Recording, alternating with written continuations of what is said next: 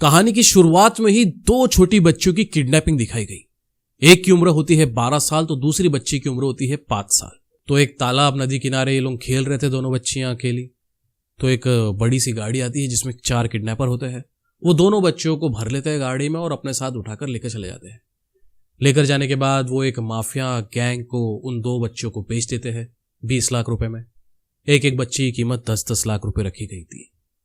तो ये 4 किडनैपर्स 20 लाख रुपए लेकर वहां से निकल जाते हैं। अब इस केस की इन्वेस्टिगेशन रानी मुखर्जी के हाथ में थी। लाजमी सी बात है, फिल्म की हीरोइन है तो उसी को केस देंगे ना, इतना बड़ा और किसको देंगे। तो रानी मुखर्जी उन बच्ची के पिता के घर पर रुकी होती है, फिरौती के फोन का इंतजार करती है। अब उन दो बच्चियों में से जो बड़ी बच्ची थी जिसकी उम्र 12 साल थी, उसका नाम था रूहानी। तो रूहानी का बाप शहर का नामी आदमी था, एम्बेसडर था वो, उसके पास करोड़ों से पैसा है। तो रानी मुखर्जी, एम्बेसडर की बीवी, तीनों घर पर एम्बेसडर के घर पर फोन का इंतजार करते हैं ताकि फिरौती के लिए फोन आए और रानी मुखर्जी उनकी लोकेशन ट्रैक करके उन्हें पकड़ ले। लेकिन फोन कुछ आता नहीं है, जिसके बाद एम्बेसडर का दिमाग खराब हो जाता है। लेकिन रानी मुखर्जी को तब समझ में आता है कि ये किडनैपिंग पैसों के लिए नहीं की गई थी, ये केस है चाइल्ड ट्रैफिकिंग का। यानी कि बच्चियों को बेचो, उनकी किडनी बेचो, उन्हें विदेशों में बेचो, धंधे पे बिठा दो, इसलिए ये किडनैपिंग की गई। ये रानी मुखर्जी को समझ में आ चुका था। इसके बाद रानी मुखर्जी अपना दिमाग दौड़ाती है तो वो एक चाल चलती है। वो एम्बेसडर से कहती है कि आपको न्यूज में यह फैलाना है कि जो कोई भी उसकी बच्ची की जानकारी देगा उसको आप 2 करोड़ रुपए नगद इनाम दोगे। तो ये न्यूज पूरे शहर में फैल जाती है। किडनैपर्स जो उन दोनों बच्चियों को उन माफियाज को बेच चुके थे, वो एक रेस्टोरेंट में वो न्यूज देख लेते हैं एम्बेसडर की 2 करोड़ वाली। इसके बाद उनके मन में लालच आ जाता है। जाहिर सी बात है, किसी के भी अंदर लालच आ जाएगा। 20 लाख में क्या होता है, 2 करोड़ मिलने वाले हैं। अब जो माफिया था वो तो आप समझ ही चुके होंगे किसका था। जो माफिया था वो था अम्मा, फिल्म की सेकंड लीड एक्ट्रेस। तो वो किडनैपर भी उनकी भी फटी पड़ी रहती है। वो सोचते हैं कि अब हम अम्मा के खिलाफ जाएंगे, तो वो सब एक फैसला करते हैं। वो आधी रात को अम्मा के खिलाफ जाते हुए वहीं पर जाते हैं, उसी अड्डे पर जाते हैं जहां पे उन्होंने बच्चियों को बेचा। वहां पे जाके ठोक देते हैं सबको और रूहानी को लेकर के फरार हो जाते हैं। यानी कि रूहानी की दोबारा किडनैपिंग हो गई। लेकिन वो लोग उस छोटी बच्ची को वहीं पे रहने देते हैं। जो 5 साल की बच्ची रूहानी के साथ किडनैप हुई थी उसको वहीं पे छोड़ देते हैं, क्योंकि वो एक नौकर की बेटी थी। वो छोटी बच्ची 5 साल की झिपली एम्बेसडर के ही नौकर की बेटी थी, उसी के घर पे काम करता था। अब दूसरा दिन हो जाता है, रात हो जाती है, लेकिन फिरौती के लिए फोन नहीं आता। तभी एम्बेसडर बहुत ज्यादा चिढ़ जाता है। वो कहता है कि बच्ची को ढूंढने के बजाय यहाँ पे बैठ के हम फोन का इंतजार कर रहे हैं। तुम्हारा प्लान एकदम बकवास है 2 करोड़ का। तुमने फालतू में टाइम गवाया, मुझे न्यूज पर ये सब फैलाने के लिए कहा। तो वो बहुत ज्यादा चिड़चिड़ाहट कर ही रहा था रानी मुखर्जी के ऊपर कि एकदम से फोन बजता है। तो एम्बेसडर के नंबर पर फोन आता है किडनैपर्स का। किडनैपर्स कहते हैं कि अगर बच्ची चाहिए तो 2 करोड़ रुपए जहां मैं कहता हूं वहां पे लेके आ जाओ। रानी मुखर्जी ने एम्बेसडर को कहा कि इससे पूछो बच्ची की आवाज सुनाए, दोनों बच्चियों की आवाज सुनाए। लेकिन एम्बेसडर था बहुत ही स्वार्थी आदमी। वो कहता है कि मेरी बच्ची की आवाज मुझको सुना। तो किडनैपर उसकी बच्ची की आवाज उसको सुना लेता है। रानी मुखर्जी उससे इशारों में कहती है कि दूसरी बच्ची के बारे में पूछ। लेकिन एम्बेसडर दूसरी बच्ची के बारे में नहीं पूछता, यानी कि नौकर की बेटी के बारे में नहीं पूछता, और उससे कहता है ठीक है तुमको पैसे जहाँ चाहिए मुझको बता दो, मैं आ जाऊंगा, और फोन काट देता है। तो ये रईस आदमी एम्बेसडर अपनी औकात दिखा देता है। अपने ही घर के नौकर की बेटी के बारे में नहीं पूछ रहा है, स्वार्थी हो जाता है। रानी मुखर्जी उससे कहते हैं कि ये तुमने क्या किया, मैंने तुमको दोनों बच्चों की जानकारी निकालने को कहा था। तो एम्बेसडर कहता है कि मैडम मैं बहुत स्वार्थी आदमी हूँ, प्लीज मेरी बच्ची को ढूंढिए और मुझे माफ कीजिए। जिसके बाद रानी मुखर्जी उनको ट्रैक करती है। किडनैपर्स उसको दोबारा फोन करते हैं। जिस लोकेशन से किडनैपर्स फोन करते हैं वो एक लोकल सा रेस्टोरेंट होटल होता है, लॉज, जहां पे लोग ठहरे रहते हैं। तो वो लोग 2 करोड़ यहाँ पर लेकर आ जाओ बोल के भाग जाते हैं वहां से, क्योंकि किडनैपर्स बहुत ज्यादा शातिर है। वो लोग फोन करते हैं उस लॉज से, मोबाइल वहीं पर रखकर चले जाते हैं। और फिर उसके बाद पता है क्या होता है, उनका फोन रानी मुखर्जी ऑलरेडी ट्रैक कर रही थी।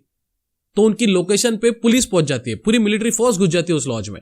तो वहां पे तो बच्चियां नहीं मिलती, ना ही किडनैपर मिलता है तो वो फोन जिससे किडनैपर्स ने फोन किया था। अब किडनैपर्स भी वहीं पे थे, पुलिस को उस लॉज में घुसते देख रहे थे, कार में बैठे थे। तब किडनैपर्स ये बात अपने दिल पे ले लेते हैं और कहते हैं कि अब बच्ची भी नहीं देंगे और 2 करोड़ रुपए भी इनसे वसूलेंगे। फिर किडनैपर दोबारा फोन करते हैं एम्बेसडर को, उसे लाइव वीडियो कॉल पर फोन करते हैं और उसे उसकी बेटी भी दिखाते हैं रूहानी को। वो लोग एक मेट्रो में होते हैं। तो रानी मुखर्जी फटाफट से मेट्रो में जाती है। वहां पे सभी पुलिस वाले इधर उधर फैल जाते हैं। एम्बेसडर 2 करोड़ का बैग लेकर वहां पे पहुंच जाता है और एम्बेसडर उन किडनैपर्स से लाइव वीडियो में बात करता है मेट्रो के अंदर ही। तो वो एम्बेसडर कहता है कि पट से वहां पे बैग रख और वहां से निकल जा, मैं बैग उठा लूंगा और तेरी बच्ची तेरे को नीचे मिल जाएगी, यानी कि मेट्रो स्टेशन के बाहर। अब क्योंकि लाइव वीडियो चालू था तो रानी मुखर्जी अपना दिमाग चलाती है और कहती है पुलिस वालों से कि ऊपर जाओ, ये लोग ऊपर है। तो सारे पुलिस वाले ऊपर चले जाते हैं, लेकिन ऊपर कोई नहीं होता। ना किडनैपर्स होते हैं ना ही रूहानी होती है। फिर इधर प्लेटफॉर्म नंबर 1 पे रानी मुखर्जी अकेली है। फिर उसका दिमाग चलता है, वो कहती है कि इन्होंने हमें बेवकूफ बनाया, ये रिकॉर्डिंग पहले की है। होता यह है कि किडनैपर्स ने 2 मोबाइल साथ में लगा रखे थे, एक में वो वीडियो चला रहे थे मेट्रो का जो उन्होंने पहले से शूट करके रखा था, और दूसरे मोबाइल से लाइव वीडियो चालू था जिससे वो बात कर रहे थे। तो रानी मुखर्जी ये खेल समझ जाती है। अब वो अकेली है प्लेटफॉर्म नंबर 1 पे, तो एम्बेसडर ने 2 करोड़ का बैग जैसा कि उनके कहने पे चेयर पर ही छोड़ दिया वहीं पे। तो उन चारों में से एक किडनैपर बैग उठाते हुए भागता है। तो ये रानी मुखर्जी देख लेती है प्लेटफॉर्म नंबर 1 पे, वो उसके पीछे भागती है और उसे टक्कर मार देती है और किसी तरह उसको पकड़ लेती है। लेकिन वो किडनैपर भी बड़ा शातिर था, उसने 2 करोड़ का बैग नीचे जमीन में फेंक दिया, मेट्रो के बाहर फेंक दिया। जहां पे बाकी बचे किडनैपर्स ने वो 2 करोड़ का बैग उठाया और बच्ची को पैसों के साथ 2 करोड़ के साथ कार में लेकर चले गए। लेकिन रानी के हाथ में एक किडनैपर लग गया, जिसके बाद उसकी तफ्तीश की जाती है, अच्छे से धुनाई की जाती है जेल में ले जाके। तो ये इस फिल्म की आधे घंटे की पिक्चर मैंने आपको बता दी। आगे इस फिल्म में क्या होता है वो आप खुद ही देख लीजिएगा। जो बच्ची थी झिमली, जिन्हें उन्होंने वहीं पे छोड़ दिया था, वो अब अम्मा के पास है।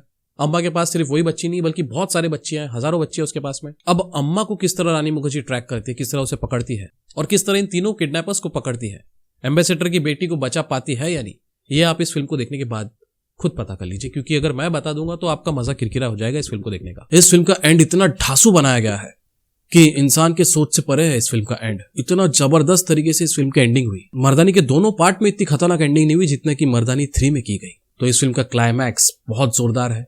पुलिस वाले किस तरह से सोचते हैं, एक क्रिमिनल की जगह पे रहकर किस तरह से सोचते हैं, उनका अगला मूव क्या होगा, ये रानी मुखर्जी को बरको भी पता था। इसलिए वो उस पद पर थी जिस पद पर उसको बिठाया गया। तो पुलिस वाले भी चोरों की लाइफ जी चुके होते हैं, किडनैपर्स की लाइफ जी चुके होते हैं। तो ये हम इस फिल्म से सीखते हैं। बाकी जानकी बोडीवाला जो कि वश 2 की एक लीड एक्ट्रेस है, उसका इस फिल्म में बहुत अहम किरदार है।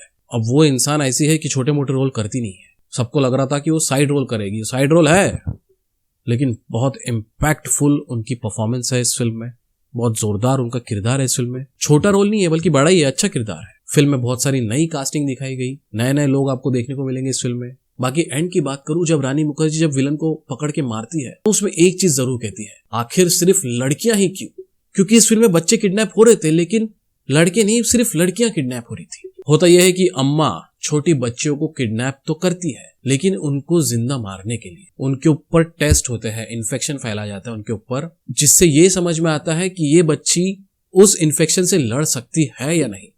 तो जो बच्चियां लड़ सकती थी उन्हें जिंदा रखा जाता और जो बच्चियां उस इन्फेक्शन से नहीं लड़ सकती उन्हें मार दिया जाता बचपन में ही। अब जो बच्चियां लड़ सकती है, जिनके ऊपर टेस्ट हुए, वो बड़े होते होते भी लड़ सकती है, गोलियां खाकर जिंदा रह सकती है। तो ये वायरस है जिसको उन्हें बेचना है और इस वायरस की कीमत $1 ट्रिलियन में है। विदेश में ये लोग ये वायरस बेचते हैं और विदेश से पैसा कमाते हैं। $30 ट्रिलियन उस वायरस की कीमत थी ताकि अमेरिका में लोग बीमार हो जाए और अपने आप को जिंदा रखने के लिए अस्पताल में लाखों रुपए खर्चे, करोड़ों रुपए खर्चे। खैर ये जानकारी मेरे को आपको नहीं देनी थी लेकिन मैंने दे डाली। अब उस वायरस का जो मुखिया है, जो उस वायरस को इजाद करता है, जो बच्चों पर टेस्ट करता है, वो बहुत ही पावरफुल कैरेक्टर है। उसको मैं सस्पेंस रखूंगा, वो आप इस फिल्म में खुद पता कर लीजिए। बाकी फिल्म की कहानी मैंने आपको शॉर्ट में समझा दी, कहानी नहीं बताई है आपको। और इस फिल्म में इतना कुछ है कि आपकी दिमाग की सोचने की क्षमता, इंसान की सोचने की क्षमता आपको दिखाई देगी इस फिल्म में। मैं तो यही कहूंगा कि आप जरूर देखिएगा। मर्दानी 3 बहुत ही जोरदार मूवी है, बहुत ही तगड़ा कंसेप्ट लाया है इस बार। बाकी मेरी शुभकामना है मर्दानी के साथ में। वीडियो अच्छा लगा है तो लाइक कीजिए, शेयर कीजिए और अपना और अपनों का ख्याल रखिए। जय हिंद।